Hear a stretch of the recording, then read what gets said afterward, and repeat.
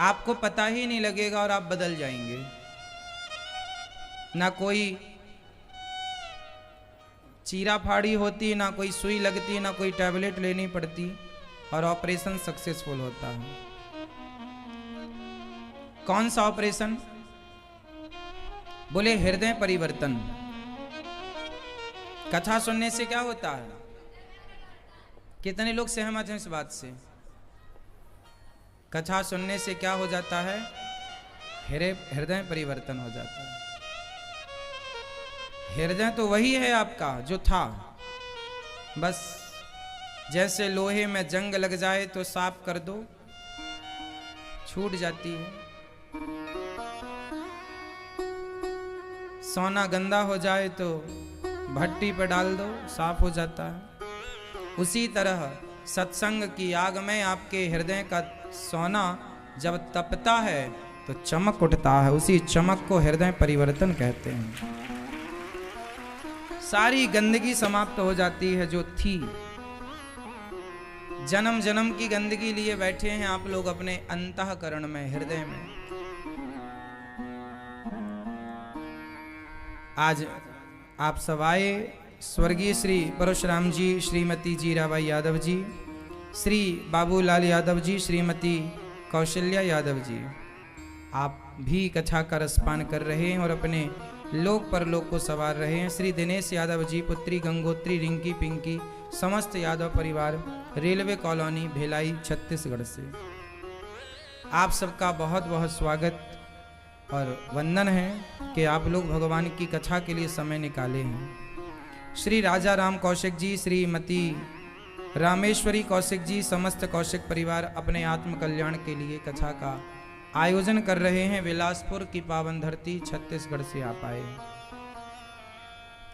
भगवान की कृपा जब होती है तो बिल्कुल शुद्धि हो जाती है।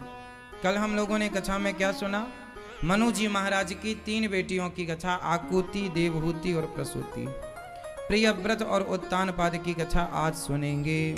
उत्तानपाद की पत्नी कितनी थी? 2। क्या नाम था? सुनीति और सुरुचि। सुनीति के पुत्र कौन हैं? ध्रुव। और सुरुचि के पुत्र कौन हैं?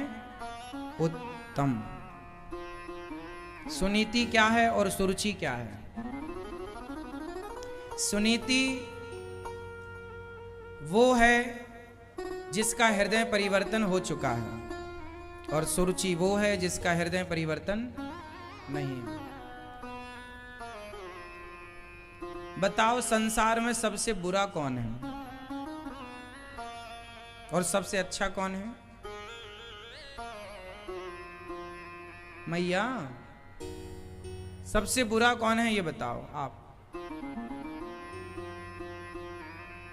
सबसे अच्छा कौन है?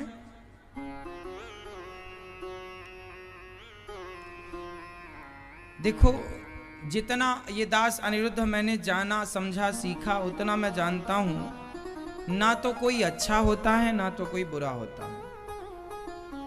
ना तो हम अच्छे हैं ना तो हम बुरे हैं। हमारी माँ हमें देखती है तो वो हमें अच्छा कहती है और जो हमें ना पसंद करते हैं वो हमें देखते हैं तो बुरा कहते हैं। आपको आपके चाहने वाले लोग अच्छा कहते हैं और आपको आपके ना चाहने वाले लोग गलत कहते हैं। मोदी जी को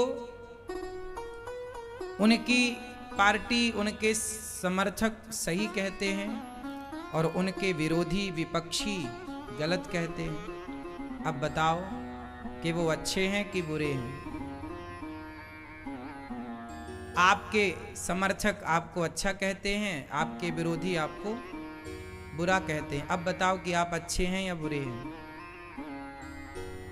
इस संसार में कोई ना बुरा है ना कोई अच्छा है। ये तो सामने वाले के नजरिए पर निर्भर करता है कि वो अच्छा देखना चाहता है या बुरा देखना चाहता है। ये सामने वाले पर, आप पर निर्भर करता है। कोई ना अच्छा है ना कोई। हम अच्छाई देखते हैं तो सामने वाला हमें अच्छा दिखता है, हम बुराई देखते हैं तो सामने वाला हमें बुरा दिखता है। बुरा जो देखन मैं चला, बुरा न मिलिया कोई, जो दिल खोजा आपुना, हमसे बुरा ना कोई। सबसे बुरा कोई है तो मैं खुद हूं, और सबसे अच्छा कोई है तो भगवान है। भगवान से अच्छा कोई नहीं और मुझसे बुरा कोई नहीं। ध्रुव जी महाराज, ध्रुव छोटे बच्चे थे। ध्रुव जी ने क्या किया, अपने पिता की गोद में बैठने चले गए, और पिता की गोद में बैठने का परिणाम क्या मिला कि सौतेली माँ ने हाथ पकड़कर नीचे गिरा दिया। तू इस गोद में बैठने का अधिकारी नहीं, चल यहां से चला जा। सुरुचि माँ ने ऐसा व्यवहार क्यों किया ध्रुव जी के साथ? जोर से क्यों किया? कौन उत्तर देगा? मैया, ऐसा व्यवहार क्यों किया ध्रुव जी के साथ उनकी सुरुचि माँ ने, सौतेली माँ ने? हाँ, क्योंकि सुरुचि ईर्ष्या करती थी। वो अपने बेटे उत्तम से तो प्यार करती थी, लेकिन सुनीति के बेटे ध्रुव से वो ईर्ष्या करती थी, जलती थी, द्वेष रखती थी, है ना? आप लोग भी यही व्यवहार करते हैं। आप अपने से तो बहुत प्रेम करते हैं, पर दूसरे से आप ईर्ष्या करते हैं, नफरत करते हैं। आज मैं आपको निवेदन यही करूंगा हाथ जोड़कर कि आप अपने को पसंद करो, अपने को लाइक करो, अपने से प्रेम करो, पर दूसरे से ईर्ष्या करने से फायदा क्या है ये मुझे बताओ। आपका पड़ोसी ज्यादा तरक्की कर गया तो आप लोग ईर्ष्या, आप लोगों का मतलब ये नहीं है कि आप लोगों का मतलब है वो लोग जो करते हैं, है ना?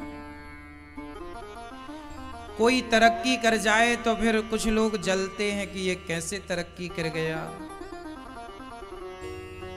आप जलें किसी से, ईर्ष्या करें किसी से, तो क्या फायदा है इसमें बताओ? है कोई फायदा? इसलिए ना काहू से दोस्ती और ना काहू से बैर।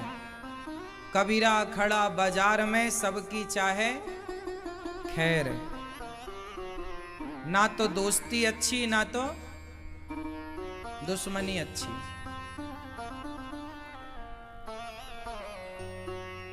दोस्ती भी अच्छी नहीं। हम क्यों किसी से नफरत करें? ध्रुव जी की मां ने हाथ पकड़कर गिरा दिया, ध्रुव जी को कह दिया तपसाराध्य पुरुषम तस्यैवानुग्रहेण में, जा तप कर। ध्रुव जी रोते रोते आए। मां सुनीति ने कहा पुत्र क्या हुआ? ध्रुव जी ने कहा मां अपमान कर दिया मेरी सौतेली मां ने, कह दिया कि तू अभागिन का बेटा है। और अभागिन का बेटा है। क्या मैं अभागिन हूं? क्या आप अभागिन हो मां? सुनीति ने कहा हाँ बेटा, मैं भाग्यशाली होती तो तुझे तेरे पिता की गोद में ना बैठा देती। मैं अभागिन हूं इसलिए तुझे तेरे पिता की गोद में नहीं बैठा सकी।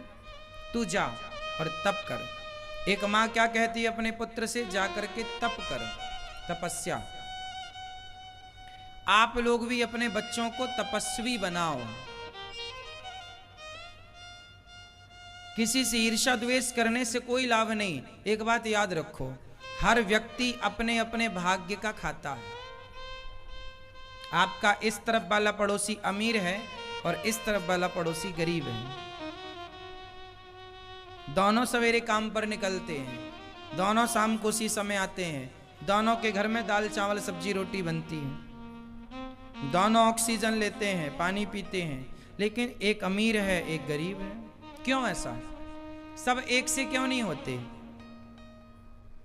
क्यों नहीं होते? क्योंकि हर व्यक्ति अपने अपने प्रारब्ध का, भाग्य का भोगता है, अच्छा या बुरा। कोई किसी को सुखी नहीं कर सकता। आप अपने बेटे को कितना भी सुख देना चाहो, लेकिन उसके भाग्य में विपत्ति दुख है तो उसे मिलकर रहेगी। आप अपनी बेटी के लिए कितना भी बढ़िया लड़का ढूंढ के ले आओ, राजकुमार ही सही, पर उसके भाग्य में दुख है तो दुख मिलेगा। और कितना भी नालायक लड़का ढूंढ के दे दो, यदि उसके भाग्य में सुख है तो उसे वो सुख में परिवर्तित हो जाएगा, सब सुखी हो जाएगा। मतलब कोई किसी को ना सुख दे सकता है ना कोई किसी को।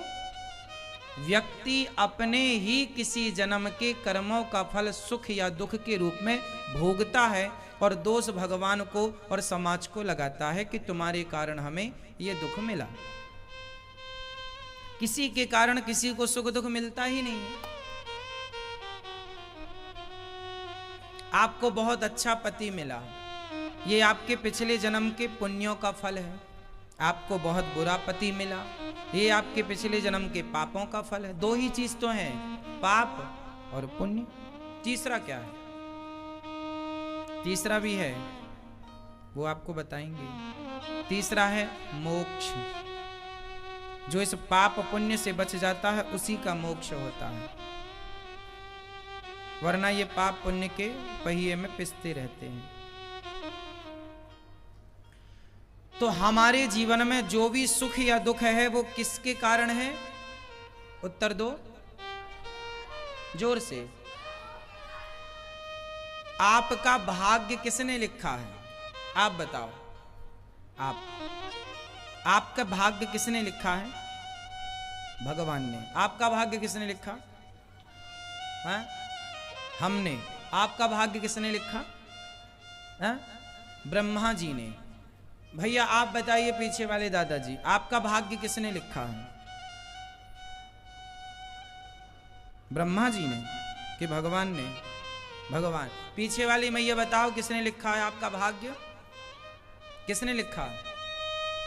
आप बताओ इस तरफ वाले भक्त। मैया, ओ पंचायती मैया, किसने लिखा है? भगवान ने। इस तरफ वाले भक्त। किसी का भाग्य कोई नहीं लिखता, भगवान किसी का भाग्य नहीं लिखते। हाँ, भगवान ऐसे ही है जैसे आप कचहरी में जाओ और 10 रुपए के स्टाम्प पर आप वसीयतनामा लिखवाओ, तो वहां लिखने वाला होता है, तो आप जो बोलते जाएंगे लिखिया वो लिखता जाएगा। उसी तरह आपका जो भाग्य है वो आपने ही तैयार किया है, भगवान ने केवल टाइप किया है। टाइप कर दिया उन्होंने, लिख दिया। बोला आपने था कि मैंने इतना पाप किया था तो पाप का फल ये, पुण्य किया था पुण्य का फल ये। वो 10 रुपए के स्टाम्प पर भगवान ने दे दिया, वही आपका भाग्य है। तो आपका भाग्य यदि सरल भाषा में कहें तो आपका भाग्य आप खुद ही लिखते हैं। आप अपने भविष्य के निर्माता खुद हैं। आपके भविष्य का निर्माता कौन है? जोर से। हम। या तो हम अपना भविष्य अच्छा बना लें अच्छे कर्म करके, या तो अपना भविष्य बुरा बना लें। मतलब हम ही अपने भाग्य के निर्माता हैं। और लोग क्या कहते हैं? हे भगवान तुमने बड़ा दुख दिया, तुमने। भगवान किसी को दुख नहीं देते। फिर ये दुख क्यों मिलता है जो आप लोगों को मिलता है? शरीर का दुख, पत्नी का दुख, पति का दुख, बच्चे का दुख, या बच्चे का सुख या पत्नी का सुख। पत्नी अच्छी है तो सुख, बुरी है तो दुख। पति अच्छा है तो सुख, बुरा है तो दुख। बेटा अच्छा है तो सुख, बुरा है तो दुख। शरीर अच्छा है तो सुख, बुरा है अर्थात बीमारी है तो दुख। अच्छा, सुख दुख से ही भरा पड़ा है संसार। या तो आपके जीवन में सुख होगा या तो दुख होगा। तीसरा क्या है? हाँ, तो ये जो सुख दुख है ये कहां से चलता है? आपके कर्मों से। इसलिए किसी को दोष ना दो। कि तुम्हारे कारण दुख मिला, तुम्हारे कारण दुख मिला। दुख क्यों मिलता है? भीष्म पितामह को बाणों की सैया क्यों मिली? कौन जिम्मेदार है?